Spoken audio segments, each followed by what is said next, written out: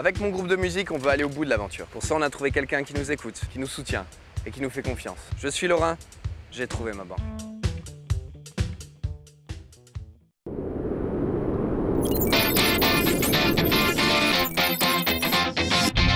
Vous avez absolument raison. Ouais.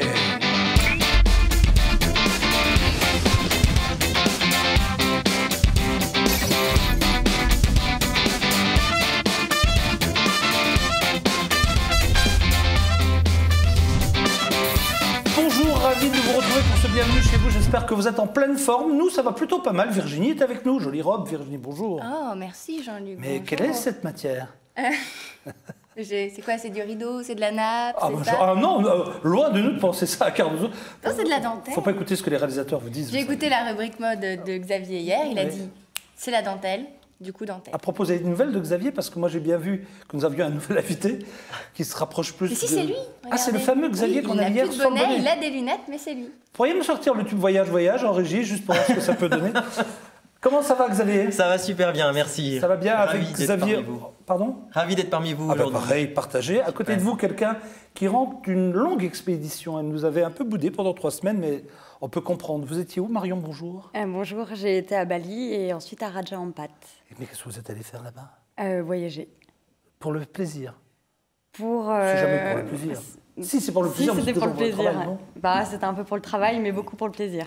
On rappelle que Marion vient régulièrement dans cette émission nous parler des différents animaux du zoo d'Amnéville parce que vous êtes, Responsable pédagogique. voilà, et avec elle on apprend plein de choses. On parlera des loups tout à l'heure. On va parler des loups. Et puis alors, elle nous a ramené des super belles images qu'on a été chercher dans notre panier AFP, avec Ouais. des images notamment d'un petit singe qui est grand comme ça, mais qui est super beau, à qui il est arrivé plein de misère. C'est vraiment, on pourrait écrire pratiquement une histoire sur ce singe. Et puis le premier rhino, un des premiers rhinos, c'est un des premiers C'est un des premiers rhinos français. En tout cas, pour cette année, on compte seulement 3 naissances et donc une naissance très rare. Et un jour, ça arrivera chez nous en Lorraine? Sûrement l'année prochaine, on espère, on croise les doigts, mais a priori. Elle a dit oui, alors. Elle a dit oui. Ouais, tout arrive dans ce beau monde. Jacques est avec nous, Jacques Hutter est avec nous. Il est peintre, il est artiste, peintre, sculpteur, il a plein de talents. Et on s'est dit qu'il était temps qu'on l'invite pour qu'on fasse Il nous a connaissance. avec redécoré le plateau. nous. Ouais, c'est beau, hein, c'est chouette. Bonjour Jacques. Bonjour, Merci d'être avec nous. merci de m'accueillir. Alors vous aussi, c'est un peu comme Marion, c'est aussi de la pédagogie. Hein. Tout à fait.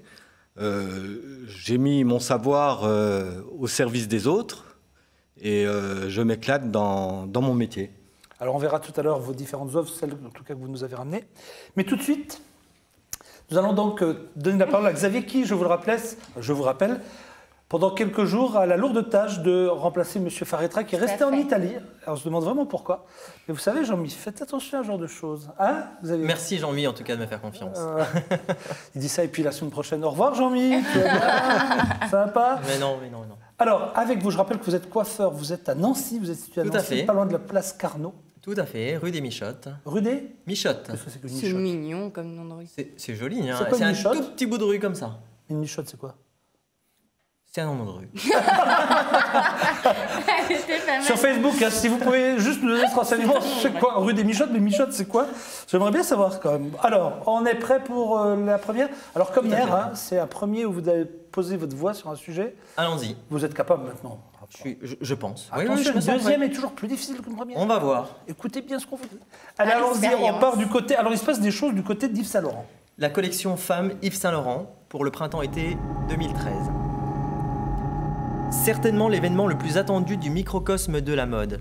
Eddie Slimane remplace Stefano Pilati et revient à la mode après sa longue pause post-Dior. Mais qui est-il?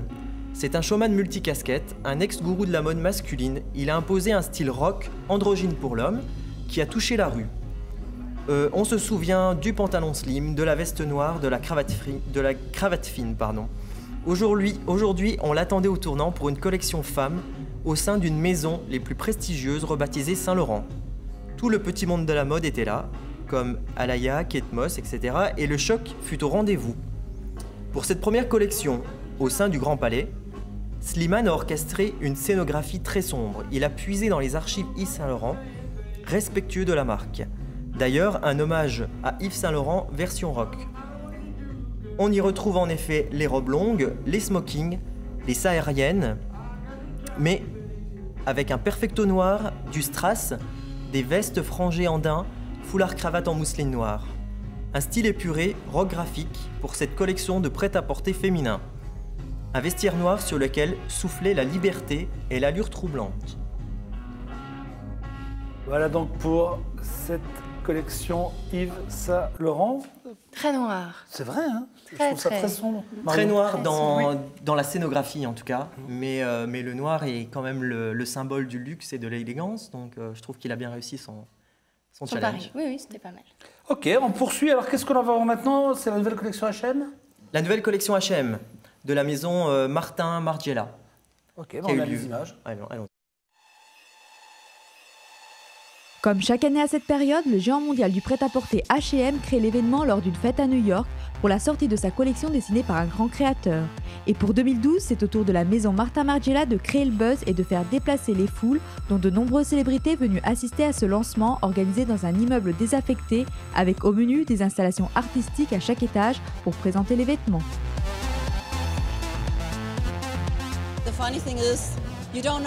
Ce qui est amusant, c'est qu'on ne connaisse pas le créateur, mais on peut vraiment sentir sa personnalité à travers les vêtements.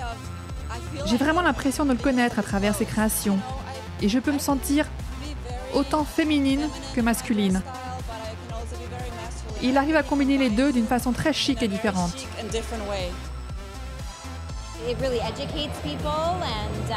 Cela permet d'éduquer les gens et de se familiariser avec ces créateurs incroyables. Et je trouve cela génial que les créateurs acceptent de faire ces collaborations avec H&M. J'ai toujours été très intéressée par tous les aspects de la mode et c'est super de donner la possibilité à quiconque de partager les styles et les modes.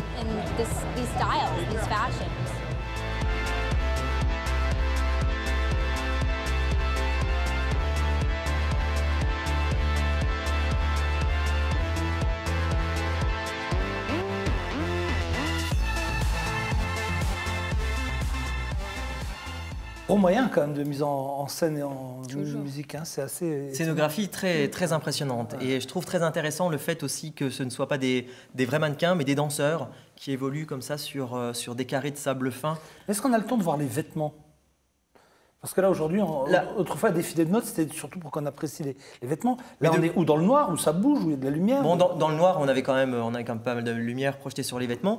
Là, je ne sais pas si vous avez remarqué, ils bougent, mais quand même très doucement. Donc, ils évoluent. C'est vrai que peut-être qu'on n'a pas le focus que sur les vêtements, parce qu'il y a toute une scénographie, toute une ambiance, tout un style qui est un petit peu différent. Mais moi, je trouve ça intéressant, justement, de changer un peu les codes.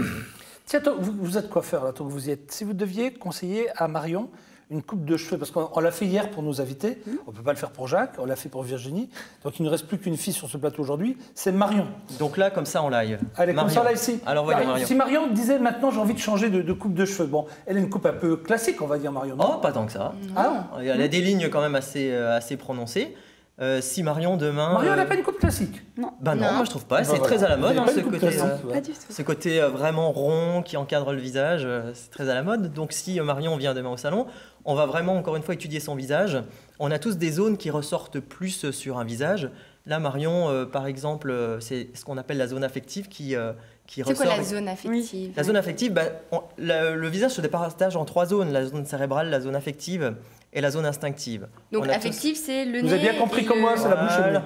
C'est le bouche ça et fait Oh, ça. pas la bouche. Pas la C'est bouche. déjà Ah, vous avez l'instinct. fait ça. C'est déjà Oui, l'instinct. Vous avez fait ça, affectif. Bon, vous avez fait c'est ça. descendu un tout petit peu trop bas, mais c'est surtout les pommettes, le nez. Et le bas, tout ce ça qui s'appelle s'y- comment? La zone instinctive. Instinctive.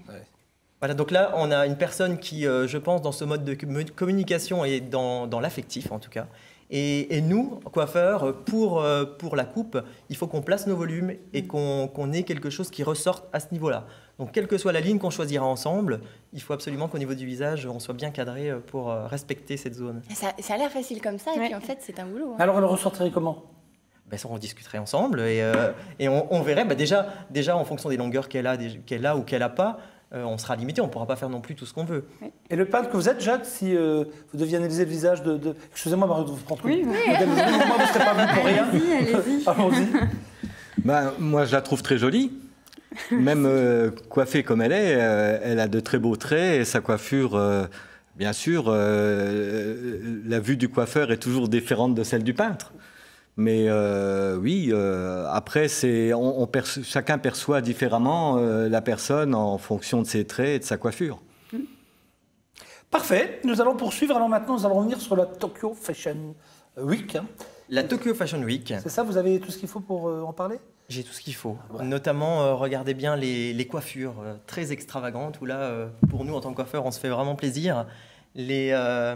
À Tokyo, vraiment, ils sont axés sur les volumes et l'extravagance des cheveux. L'essentiel de la Tokyo Fashion Week en 6 points. Tout d'abord, focus sur la mise en scène. Les créateurs japonais aiment soigner leur présentation, et c'est le cas notamment pour Jun Okamoto et sa danseuse jouant avec les pétales.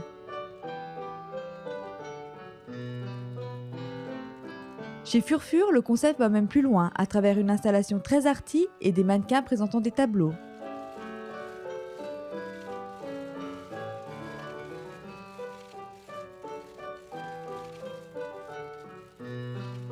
Deuxième point, la coiffure.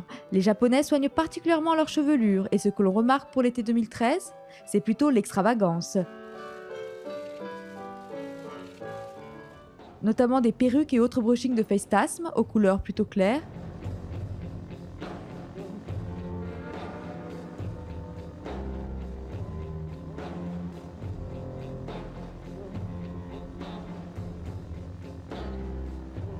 Et les effets punk chez Shiroma. En un mot, il faut penser volume. Ensuite, l'accessoire à retenir, les lunettes en forme de cœur de chez WC. Tellement girly, elles collent parfaitement à la saison estivale. Petit coup de cœur également chez Somarta pour les collants en dentelle faisant même disparaître les chaussures.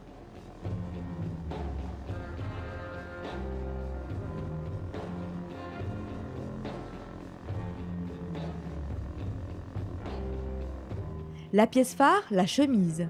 Comme dans le reste du monde, et autant chez l'homme que chez la femme, la chemise, notamment celle de Jun Okamoto retravaillée de toutes les façons, reste le basique essentiel à posséder dans sa garde-robe.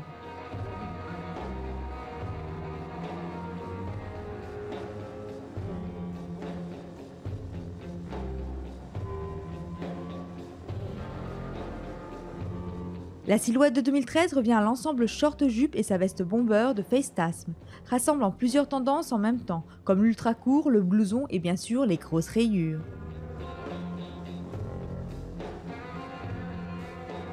Enfin la couleur, et comme pour la coiffure au Japon, l'important est que ça se voit.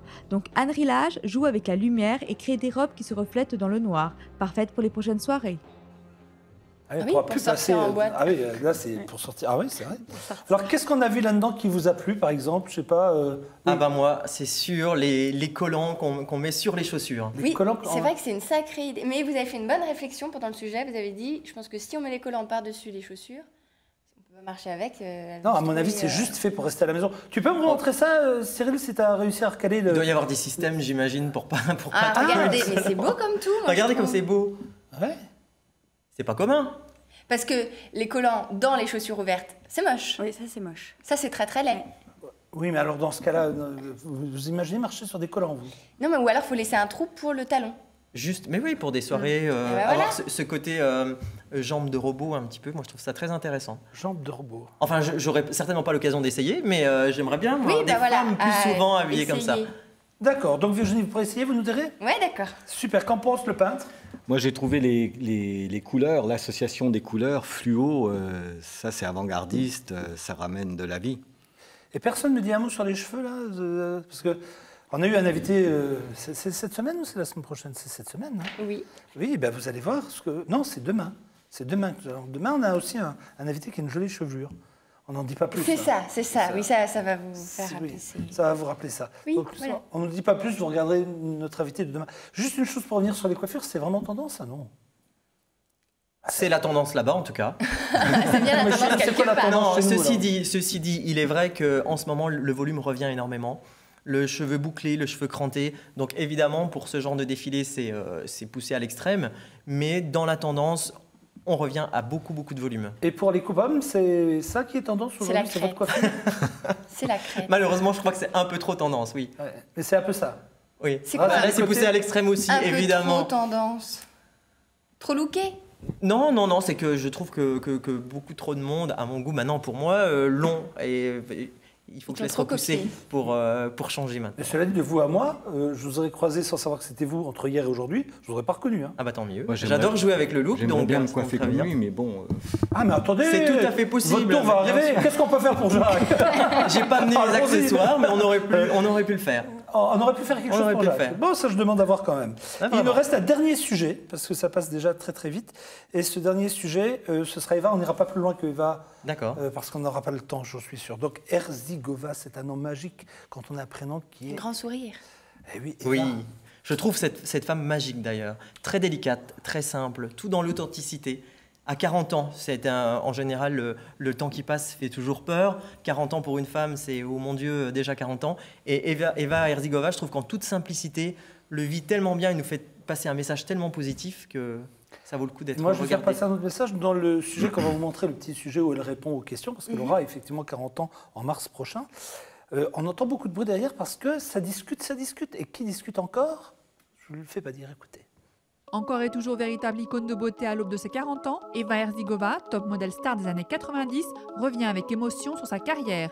Un parcours sans faute mené avec intelligence pour cette mannequin aux multiples talents. Rencontre avec une femme lumineuse dont le visage incarnera la beauté de la maison Dior dès 2013. Il y a beaucoup de gens aujourd'hui qui me demandent 40 ans, qu'est-ce que ça veut dire pour vous? Est-ce que vous en avez peur? Moi, je trouve que l'âge de 40 ans aujourd'hui, ce n'est pas... je sais pas, c'est pas quelque chose qui me concerne en étant de âge, tant de femmes. Mais pour moi, c'est quelque chose où je suis une femme comblée. J'ai une carrière qui continue. J'ai une très jolie famille. Je suis amoureuse. J'arrive à réaliser mes rêves. Je trouve que quand on arrive à se réaliser une année par année, on ne réalise même pas quel âge on a. Donc c'est quelque chose que j'ai hâte de fêter. Voilà. J'ai pas des grands rituels en fait. Mon seul rituel, par chaque semaine, j'ai fait mes ongles. C'est un côté spirituel presque. Mon soin quotidien, c'est de bien se réveiller le matin avec l'eau bien fraîche, bien presque congelée. Et le soir, c'est bien nettoyer la peau. Et toujours bien la nourrir et protéger du soleil. Voilà, c'est à peu près la base de tout le monde, j'imagine. Voilà, à l'aube des 40 ans, ça donne vraiment... Toujours très belle. Ah oui. Eva Herzigova, d'origine tchèque, qui est née donc, Tchèque, si vous oui. voulez tout savoir, le 10 mars 1973. Quand une femme dit que finalement s'occuper de ses ongles, c'est presque quelque chose de mystique, Spirituel. de spirituel, qu'est-ce qu'on peut dire? Que c'est purement féminin. Ça, c'est vrai. Ouais, ça marche pas chez tout le monde. Hein. Ah oui. Moi, ça m'énerve. Ah bon? Ah oui, ça m'énerve. Pourquoi? Ouais, puisqu'il faut être très concentré, très minutieux comme ça. Donc, Il faut se le faire faire. Oh non, je suis pas assez fifi en fait. Vous n'êtes pas On assez dirait fifi. pas. Pas fifi. Qu'est-ce qui ouais. vous manque? Dites-nous la vérité. Ça. Non, parce que, on a du mal à comprendre là, franchement- quand vous nous parlez comme ça. Jacques, vous la trouvez pas assez fifi? Elle va Non, venir- mais dans la mentalité. Moi, je l'invite à venir chez nous à l'atelier. On va lui arranger ça. Voilà. Ah, voilà. Voilà, tous les matins avant de venir travailler, si c'est une œuvre passer d'art, par le ça haut marche. de Sainte-Croix. Ça marche. Merci beaucoup. Merci à vous. Promis, si on a un peu de temps avant la fin de l'émission, on fera le dernier sujet, mais là, je suis obligé Pas de problème. d'avancer un petit peu. Et on va parler notamment de Jacques Hutter, artiste, peintre, sculpteur, qui nous a ramené ses œuvres. On va peut-être commencer, Jacques, déjà par planter le décor. Vous, c'est depuis 1995-14 que vous êtes lancé? Depuis 1994, j'ai créé mon atelier et je me suis installé et j'ai démarré cet atelier.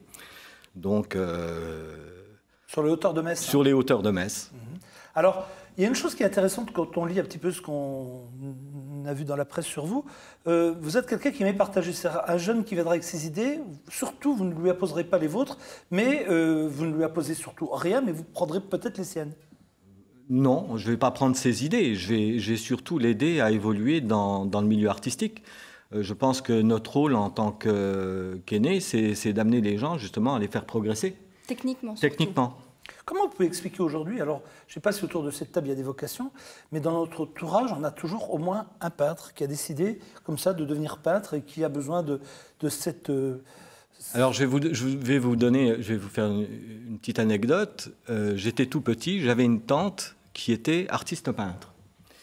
Et elle venait souvent me voir chez mes parents. Et longtemps après, en ayant créé cet atelier, ça m'est revenu dans mes souvenirs. Elle m'a dit, un jour, tu auras ton atelier. Donc, elle avait deviné en moi déjà à l'époque quelqu'un qui avait envie de créer et de participer à un côté culturel et de partager ce métier. Sans nous, ça ne l'est pas. Voilà, on l'a en soi ou on ne l'a pas. Mais quelle que soit la qualité des œuvres, aujourd'hui, tout le monde, s'il a envie de peindre, il faut le laisser peindre, c'est ça? Tout à fait. Et je crois que les gens aujourd'hui ont besoin de reconnaissance. Moi, je vois des gens qui viennent chez moi, qui n'ont jamais travaillé, et chacun en soi est capable de réaliser quelque chose. Et vous ne pouvez pas vous imaginer le bonheur que c'est pour quelqu'un de réaliser quelque chose et d'arriver au bout d'un projet. Oui, ça, j'en suis sûr. Ils peuvent exposer, du coup, grâce à vous? Bien sûr. Là, vous avez devant vous des œuvres de gens. Ce ne sont pas toutes mes œuvres, ce sont des œuvres d'élèves. Les sculptures, ce sont les vôtres ou Alors, moi, j'en ai quelques-unes à moi. Mais les trois qu'on a là, Jacques, par exemple, si on regarde des sculptures que... Alors, celle que vous avez devant vous, la personne qui joue du violon, c'est une personne qui vient chez moi. Hein, donc là, vous avez une autre... Celle qu'on voit à l'écran. On va continuer celle par qu'on celle voit à du l'écran. milieu, c'est quoi alors? Oui. Celle de droite, c'est une œuvre à moi. Alors vous voyez, on reconnaît tout de suite, c'est tout à fait différent. Les deux auteurs, la personne assise et la personne avec le chapeau, sont deux élèves de l'atelier. Donc c'est des gens en moyenne qui... Vous savez, il y a des gens qui viennent chez moi depuis plus de 15 ans. Donc ce sont des gens qui sont autonomes. Mais c'est des gens qui viennent vraiment prendre du plaisir et c'est devenu vraiment une activité c'est un besoin. C'est un besoin de venir créer, de participer à créer je veux dire, ces réalisations leur apportent sur le plan personnel une qualité de vie. On a maintenant une toile qui représente donc la cathédrale de Metz avec un angle que je ne connaissais pas. Est-ce que cet angle, vous l'avez vous-même amélioré, changé, bougé? Parce que de vous à moi, on va le voir d'ailleurs si vous le voulez bien, jusque-là il n'y a pas de... j'ai rien vu, mais quand on descend un peu, ou alors c'était il y a très longtemps, mais les arbres que l'on voit en bas, près du pont... Non.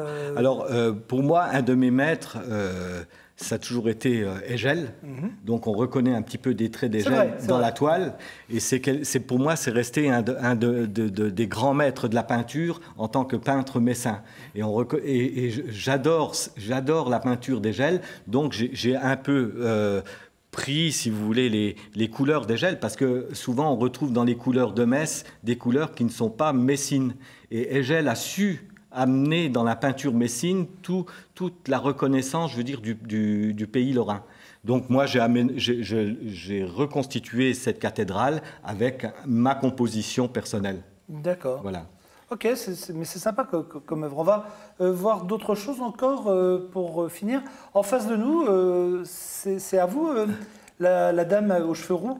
Voilà, alors ça c'est des compositions personnelles, mais vous savez souvent la création c'est imaginaire, donc il faut savoir que la création, quand on démarre une peinture, on ne connaît pas toujours la finalité de la création, il y a beaucoup de déchets et ça fait partie de la création, donc c'est un état d'esprit. Et ça, pour créer, il faut que les gens soient prêts, parce que vous trouverez beaucoup de peintres copistes qui seront capables de copier des œuvres, qui seront... parfaitement au point au niveau technique, mais dans la création, dans la créativité, ils seront incapables de créer. Vous les mettez devant une toile blanche, pendant 2 heures, il n'y a rien qui sort. Donc ça, c'est un peu l'esprit. Vous prenez un enfant qui a 4-5 ans, vous allez le faire dessiner, il va être très créatif. Et comme les adultes ont perdu cette facilité de créer, un enfant est beaucoup plus capable de pouvoir...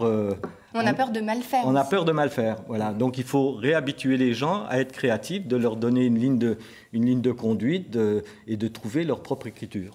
C'est quand votre prochaine expo, Jacques? Alors, moi, mes expos, je pense le courant de l'année prochaine, parce que mon travail est beaucoup plus dans je m'occupe beaucoup plus souvent des élèves que de créer moi-même, parce que ça demande beaucoup de temps de s'occuper des autres. Mais dans le courant de l'année 2013, je ferai 2013, je ferai une exposition sur les Hauts-de-Sainte-Croix. Ok, merci. Merci beaucoup, Jacques. On va également, si vous le voulez bien, sur nos sites donner des renseignements si au moment d'une exposition. Si vous pouvez nous faire passer le message, ce serait bien. Tout à fait. Virginie, on a 5 minutes. Est-ce qu'on pourrait faire quelques pourquoi? Tout à fait, ça c'est possible. Alors tout le monde va jouer. Mais on pourquoi va essayer de sportif comprendre les aujourd'hui? pourquoi sportifs. Tout à fait. Pourquoi maintenant, sportif? il y a une thématique. Etc. Ah bon? Non, ça progresse, ça progresse. Ah. Oh. Pourquoi dit-on, à votre avis, vous savez, vendanger une occasion de but? Vous regardez un match de football, un footballeur s'avance vers le but et loupe. Pourquoi dit-on vendanger une occasion de but alors que normalement vendanger c'est quelque chose de positif? Pourquoi dit-on vendanger? Ça a rapport quoi avec... Alors si on dit vendange, ça a rapport avec le raisin, Oui. la récupération. La récupération. le pressoir? Oui. Non.